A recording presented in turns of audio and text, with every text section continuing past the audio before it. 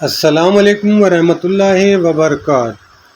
جناب حضرت امام جعفر صادق علیہ السلام سے منقول ہے کہ جناب رسول خدا حضرت محمد مصطفیٰ صلی اللہ علیہ وآلہ وسلم نے ارشاد فرمایا، یہ دین مضبوط اور مستحکم ہے، اس کی منزل کو طے کرو مگر آسانی اور نرمی سے، عبادت کا بوجھ زیادہ نہ ڈالو کہ جس سے بندگان خدا تنگ نہ آ جائیں، اس مسافر کی طرح نہ بنو کہ جو اپنی سواری کو تیز کر کے تھکا دے اور منزل مقصود کو نہ پہنچ سکے۔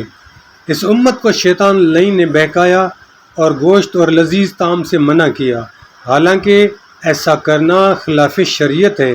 لوگوں نے اسے تصوف بنا رکھا ہے کہ ترک لذائذ کر کے 40 روز پیر کے دھیان میں کسی سوراخ کے اندر بیٹھتے ہیں، چونکہ ان کے قوائے عقل کمزور ہو جاتے ہیں۔ جھوٹے وہم اور باطل خیالات غالب ہو کر ان کو گمراہ کر دیتے ہیں، رفتہ رفتہ پیر کے خیال کو پختہ کرتے رہتے ہیں، یہی وہم بڑھتا جاتا ہے اور عقل گم ہو جاتی ہے۔ چلہ کشی کر کے جب واپس آتے ہیں اور پیر کو اپنی کیفیت دکھلاتے ہیں تو پیر کہتا ہے، آج رات میں 5 مرتبہ عرش پر گیا تھا۔ مرید فوراً تصدیق کرتے ہیں اور کسی دلیل یا توجیہ کی ضرورت نہیں سمجھتے۔ نیز ہر بدعتی رسول اور اہل بیت علیہ السلام پر افطرا باندھنے والا ذلیل و خوار ہوگا۔ ہر کام رضا الہی کے لیے ہونا چاہیے۔ اگر رضا خدا کی خاطر کوئی بدعت کرے گا تو عاصی ہوگا، خدا اس سے بیزار ہے۔ واضح رہے کہ چلے کی ریاضت خلاف امر خدا ہے اور عین بدعت ہے۔ اگر کوئی 40 روز بڑی مشقت سے کشتی لڑنے کی مشق کرے، کیا یہ عبادت ہو سکتی ہے؟